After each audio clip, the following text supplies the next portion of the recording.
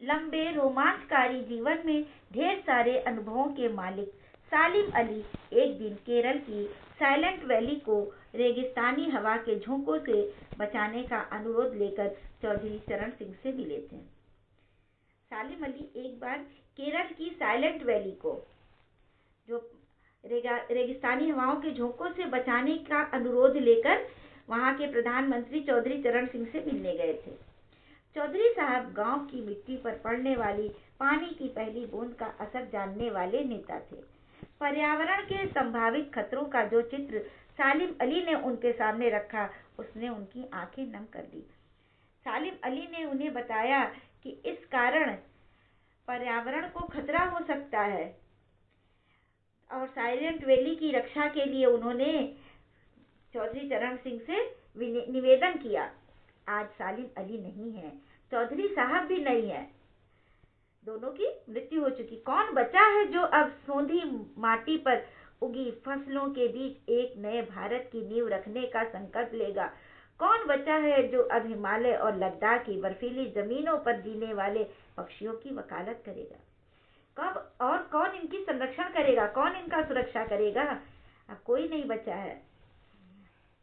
इन पक्षियों की सुरक्षा करने वाला, लद्दाख की बर्फीली जमीनों पर जीने वाले पक्षियों की सुरक्षा के लिए अब कौन आगे कदम उठाएगा? सालिम अली ने अपनी आत्मकथा का नाम रखा था fall of a sparrow.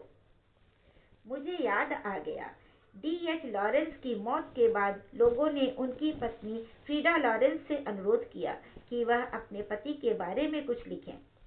Frida चाहती तो ढेर सारी बातें लॉरेंस के बारे में लिख सकती थी, लेकिन उसने कहा, मेरे लिए लॉरेंस के बारे में कुछ लिखना असंभव सा है। मुझे महसूस होता है मेरी छत पर बैठने वाली गौरैया लॉरेंस के बारे में ढेर सारी बातें जानती। मतलब उनकी पत्नी फ्रीडा लॉरेंस जितना नहीं जानती थी, उससे अधिक उनकी गौरैया जानती थी, मुझसे भी ज्यादा जानती है। वो सचमुच इतना खुला खुला और सादा दिल आदमी था। मुमकिन है लॉरेंस मेरी रगों में, मेरी हड्डियों में समाया हो, लेकिन मेरे लिए कितना कठिन है उसके बारे में अपने अनुभवों को शब्दों का जामा पहनाना। मुझे यकीन है मेरी छत पर बैठी गौरैया उसके बारे में और हम दोनों ही के बारे में मुझसे ज्यादा जानकारी रखती है। जटिल प्राणियों के लिए सालिम अली हमेशा एक पहेली बने रहेंगे। बचपन के दिनों में उनकी एयर गन से घायल होकर गिरने वाली नीलेकंठ की वह गौरैया सारी जिंदगी उन्हें खोज के नए नए रास्तों की तरफ ले जाती है। बच्चों, वो जो पक्षी प्रेमी बने, वो उन्हें किस घटना से उन्हें पक्षियों के प्रति प्रेम उत्पन्न हो गया?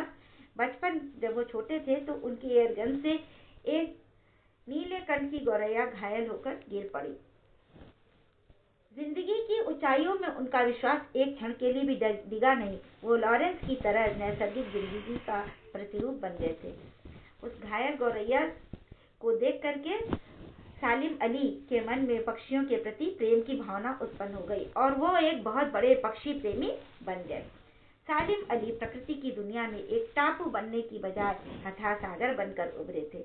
जो लोग उनके भ्रमणशील स्वभाव और उनकी यायावरी से परिचित हैं, उन्हें महसूस होता है कि वो आज भी पक्षियों के सुराग में ही निकले हैं।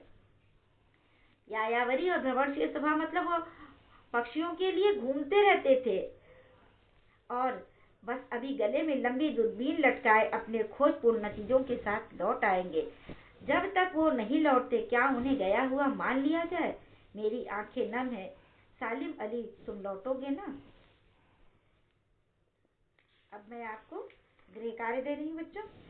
आज मैंने आपको एक पक्षी प्रेमी सालिम अली के बारे में बताया कि उन्होंने पक्षियों के लिए संरक्षण के लिए केरल के प्रधानमंत्री चौधरी चरण से मिलकर साइलेंट वैली की सुरक्षा का प्रस्ताव भी रखा।